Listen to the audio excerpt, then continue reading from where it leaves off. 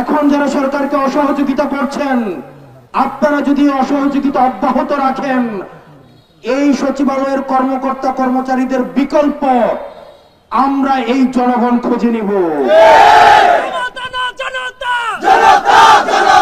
বিশ্ববিদ্যালয় পাশ করা হাজার হাজার অসংখ্য বেকার, দক্ষ বেকার রয়েছে, প্রয়োজনে তারা আপনাদের স্থলাভিষিক্ত হবে।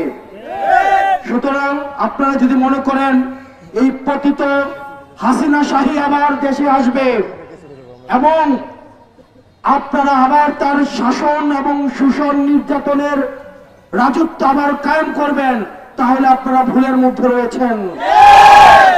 এই জুলুম আর বাংলাদেশে কোনোদিন ফিরবে না। বাংলার আকাশে আর কোনোদিন জুলুম লেখা হবে না।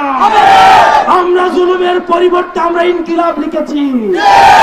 সুতরাং এখন যারা ষড়যন্ত্র করছেন, আপনাদেরকে হুঁশিয়ার করে দিচ্ছি, আপনারা জনতার কাতারে নেমে এসে এই অন্তর্বর্তীকালীন সরকারকে সহায়তা করার মধ্য দিয়ে বিচার, সংস্কার এবং নির্বাচনের দিকে এগিয়ে যান।